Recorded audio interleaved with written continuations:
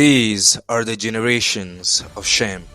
Shem was 100 years old and begot Arphaxad 2 years after the flood.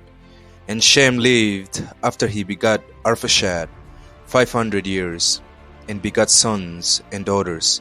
And Arphaxad lived 530 years and begot Salah. And Arphaxad lived after he begot Salah 403 years and begot sons and daughters. And Salah lived 30 years and begot Eber. And Salah lived after he begot Eber 403 years and begot sons and daughters. And Eber lived 430 years and begot Peleg. And Eber lived after he begot Peleg 430 years and begot sons and daughters. And Peleg lived 30 years and begot Ru. And Peleg lived after he begot Ru 209 years and begot sons and daughters. And Ru lived 230 years and begot Seruk. And Ru lived after he begot Seruk 207 years and begot sons and daughters. And Seruk lived 30 years and begot Nahor. And Seruk lived after he begot Nahor 200 years and begot sons and daughters. And Nahor lived 29 years and begot Terah. And Nahor lived after he begot Terah 119 years and begot sons and daughters. And Terah lived 70 years and begot Abraham, Nahor, and Haran. Now, these are the generations of Terah. Terah begot Abraham, Nahor, and Haran. And Haran begot Lot. And Haran died before his father Terah in the land of his nativity in Ur of the Chaldees. And Abraham and Nahor took them wives. The name of Abraham's wife was Sarai, and the name of Nahor's wife Milcah, the daughter of Haran, the father of Milcah, and the father of Iscah. But Sarai was barren; she had no child. And Terah took Abraham his son, and Lot the son of Haran his son's son, and Sarai his daughter-in-law, his son Abraham's wife. And they went forth with them from Ur of the Chaldees to go into the land of Canaan. And they came unto Haran and dwelt there. And the days of Terah were 205 years, and Terah died in Haran. Greetings, salut, hola, and lafia.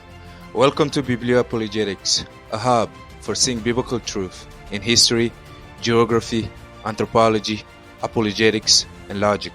We have so far been on a journey covering creation, the sin of Adam and Eve, the murder of Abel, and the rebellion of Nimrod. We are now getting into a new chapter, that of the establishment of the Hebrew nation. Let's explore Abraham the Patriarch in this video. As we have seen in the scriptures, all humans come from Adam and Eve. A few generations after Adam and Eve, we see a new character emerge concerning a man of integrity and faith. This man's name is Noah. Noah and his family were the sole survivors of a worldwide deluge that came as a result of man's sin and God's wrath. Noah had 3 sons that went into the ark with him: Ham, Shem, and Japheth. These 3 sons fathered nations, and according to the Bible, Abraham comes from the line of Shem. This fact is crucial and fundamental in understanding the Bible, because without this knowledge, it is impossible to have a proper understanding of the Hebrew identity. There was no such person as a Hebrew before Abraham.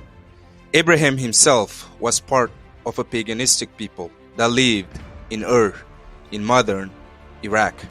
The people of Ur were known as Chaldeans, and Ur is part of what is generally accepted as the oldest human civilization, the Sumerian civilization. Abraham's place of origin would see the advent of several great empires, including Assyria, Babylon, and Persia. It was divine call and providence that made Abraham leave the land of his nativity and embark on a journey to an unknown land. Abraham left Ur with his close relatives, and they went on a journey to a faraway country called Canaan. Canaan is located in the Levant and was inhabited by different people groups who were collectively referred to as Canaanites.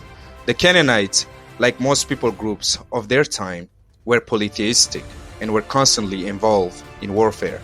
Abraham's journey was full of challenges and is a tale of resilience. This is the start of a new chapter of the relationship between God and humans. With the advent of Abraham, we see that God decides to implement his plan to rescue humanity from sin and polytheism and establish a nation wherein the Savior of the world, Jesus Christ, would eventually come from. Thank you for watching Biblio-Apologetics. Please feel free to comment below on a topic you want to be covered in a future video. May God bless you and supply all your needs. And remember, Jesus Christ is the only way to heaven.